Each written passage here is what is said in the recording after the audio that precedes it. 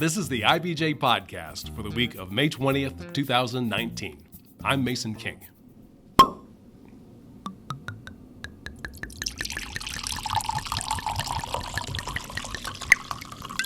I have in front of me a bottle of rosé that was produced in Indiana.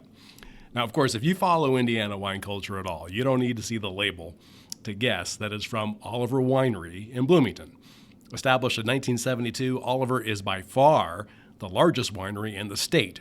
Oliver expects to produce 450,000 cases this year, which is about 1.1 million gallons. And this bottle here is Oliver's Soft Rosé. The winery made its name with this kind of easy-drinking, lip-smacking, fruity wine, and these are still the workhorses in what's now a surprisingly diverse lineup. It includes most of the usual dry whites and reds, like Pinot Grigio and Pinot Noir, as well as semi-dry and semi-sweet wine. Now, one thing that's worth noting, although it's not out of the ordinary for most wineries, is that Oliver does not grow all of its own grapes or the other fruits that it uses. It has a 54-acre vineyard in Monroe County called Creekbend, and all of the Oliver wines using these grapes are branded as Creekbend wines. The wines with the Oliver label, and that's the vast majority, are made with fruit from other growers. But all the elements of the winemaking process, including crushing and pressing, fermentation and filtration, all of that takes place at Oliver's operations in Bloomington. And speaking of which, Oliver's campus is surprisingly large, in addition to being beautifully landscaped and manicured. And a huge new addition is almost complete, a 28,000 square foot facility that will be able to hold 50 fermentation tanks, each upwards of 40 feet tall. This additional capacity will be able to push annual production past 1 million cases. And that's the next big goal for CEO Bill Oliver, who, as we'll hear in a few minutes, has been involved with growing grapes and making wine since he was 4 or 5 years old. I made the trek down to Oliver's headquarters to talk with Bill about his connection to winemaking, why he decided to take over the family business, and the milestones that led Oliver Winery to this point. Bill, thank you for hosting me today. I appreciate it. It's great to be here. Where are we? We're at Oliver Winery, Okay. Bloomington, Indiana. Which part of the winery are we? Well, we're sitting in a small conference room in our annex building, which houses our administrative team. Where is the vineyard? When I drove up, I saw looked like some token grapes. You know, that's a fair description. It's a bit bigger than token because it's an acre plus, and we get 6 or 7 tons of good fruit off that. But the majority of our grapes that we grow are grown at Creekbend Vineyard, which is 3 miles due west of here, north of Ellettsville, Indiana. Now, my understanding is that in the 1960s, you helped your dad plant Creekbend Vineyard. Is that right? Well, I was present. I think he would probably argue I wasn't helping much because I was 5 years old, but I was out there. And tell me a little bit about your dad. What was his interest in wine? Well, he was this eclectic, kind of a jack of all trades, master of none, that cliche, but he just was interested in a lot of stuff. By profession, he was a tax attorney and a tax law professor at Indiana University, but one of the things that he enjoyed doing was making wine in the basement of our home, and that's really what drove the start of the winery. Yes, we went out to Ithaca, New York as a family for him to take a sabbatical year, and on the weekends we'd all jump in the station wagon and go out to visit the kind of the re-emerging wine industry in the Finger Lakes area. And he was like, by golly, if they can grow grapes in the Finger Lakes, then why can't we in southern Indiana? I think that was a bit of a stretch of logic there to just say because the same trees grew there, we can grow grapes in Indiana. But it actually has turned out to be a fine place to grow grapes, and in many respects better than the Finger Lakes. Let me jump ahead just for a second. What do you now love most about the winemaking industry? Just in terms of passion and self-interest, I would say it's the agricultural end. It's the growing grapes. It's the being outside with the earth and starting with a simple nursery stock grapevine and nurturing that into a bearing grapevine over a period of 4 or 5 years and producing wine from it. That is a very kind of a full circle kind of experience, and to be able to turn that into a highly value-added product that people can just love. And we can make a little bit of money on it is special to me. But my best times now are on a tractor. Let me go back to that. What I believe it was 1983. So you've just earned a business degree, your Oh, undergrad yeah. degree. Oh, yeah. From Indiana University. What was Oliver Winery like at that time? Well, it was small. We were about, I would say, 7,000 cases a year back then. We're now 450,000 cases, so a bit of growth since then. And I think the winery suffered from my father's need to work full time to support the cash flow at the winery. And I see a lot of wineries like this, and maybe other small businesses are like this. It's someone's dream, and they have a full-time job, and they work their winery or they work their whatever it is on the weekends, and yet they're kind of caught between a rock and a hard place because they're not there full-time to really make sure that everything goes smoothly, but they can't be there full-time because they got to keep their job, their day job, to support the business they started. And when I showed up, kind of the first person with Oliver as a last name full-time on site, I didn't really I just started doing stuff, and it was just a matter of, cleaning the place up and putting up a new sign, and initially just the focus was on how can we sell more wine at the front door, and that was kind of what I thought was the end game, right? We're just going to be a successful retailing winery, going to get people to stop off the highway, or they're going to sell them wine, and of course it's grown well beyond that, but that was the first kind of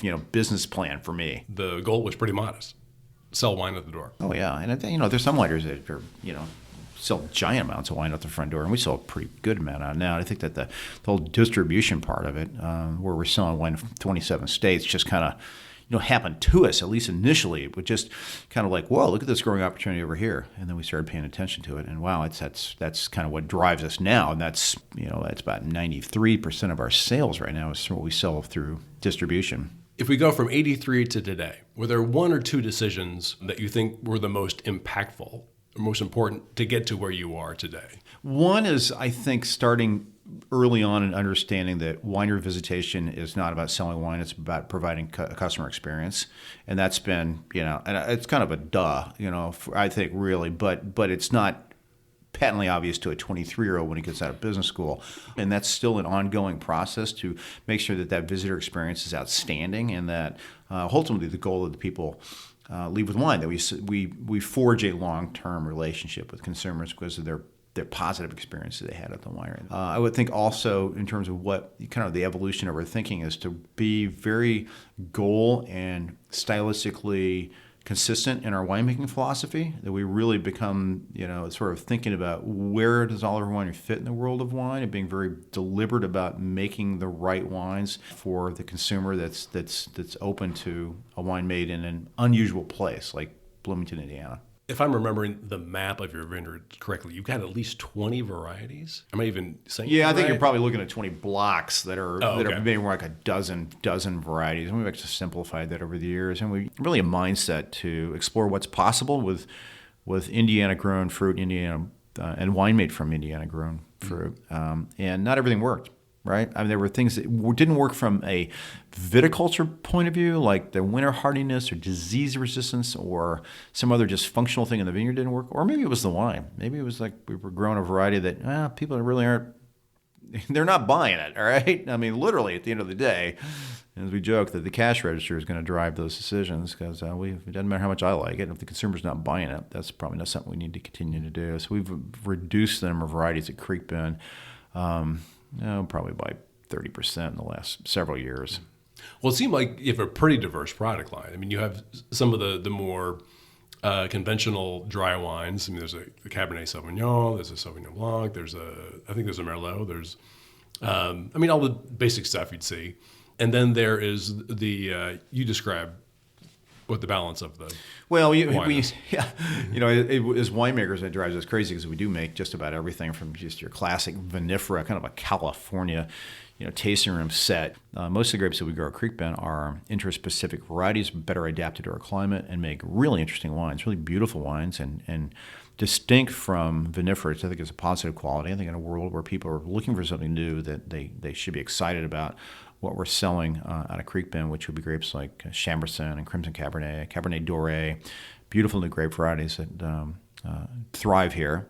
And then we move into a lot of the sweeter wines that really kind of keep the lights turned on here, frankly. The soft collection, soft red, white rosé, which has been kind of just our workhorse here for decades. And then newer wines, we have seasonal wines that are like apple pie, peach pie, and then the Moscatos that we're making now that are just on fire. It's kind of crazy. We're up multiple hundreds of percent for like a blueberry and cherry Moscato, which are fruit juices, not flavors, but fruit juices added to Moscato wine. What's happening to the market? Why are those types popular right now?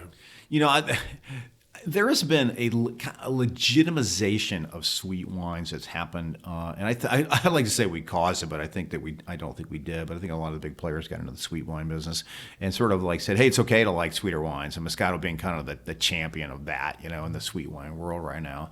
And we do it really, really well. I mean, we're just great winemakers, and our Moscato is beautiful.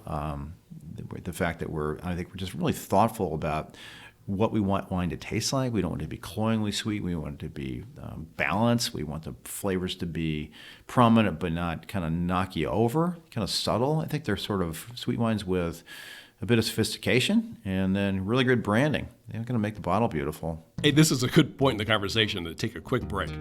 This is the IBJ Podcast, and we'll be right back. The IBJ Podcast is sponsored by Nimbo IP, Indiana's top cloud solutions provider for voice, data, IT, and network security. Nimbo IP has proudly served Hoosier businesses since 1989. Let its innovative solutions put your business on the right path, plan, and platform for the future. Nimbo IP has been named one of America's best VoIP providers by Enterprise Networking Magazine. Call them today for a complimentary technology assessment at 317-574-1000 or visit them on the web at www.nimboip.com. Nimbo IP, your solutions in the cloud.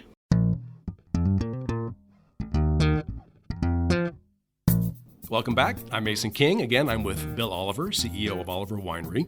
What does the customer experience mean to you? I mean, when I drove in here, I was really struck by how manicured everything seemed. You know, we love it. We love gardening, and just getting our hands dirty with plants is just great. But part of it is like setting positive expectations for people, right? I mean, you want to set people in the right frame of mind. I remember a restaurateur telling me that the attitude of his host or hostess could make the food taste better or worse if they got off on the wrong foot. And the main tasting room. It seems like there are a lot of the sort of points for people to be. We did a major renovation. We were shut in January and just really kind of fine-tuned that place and just brighten it up. Added a big glass wall on the north side overlooking the pond. And, yeah, there's a lot of, like, visual candy that's there, but not too much. You know, it's the right balance. We actually sort of simplified things. We took some clutter out and, trying to find the right place. We want people to know they're in a winery tasting room when they walk in, not a gift shop. You mentioned that how much wine Oliver currently produces. What is that number again? Backward looking, 12 months. That's where we are, 430,000 cases. But, we've got some big months in front of us and some phenomenal growth items right now. And I think we'll end up in a calendar year in 2019 at 450 to 460,000 cases. How many gallons is that?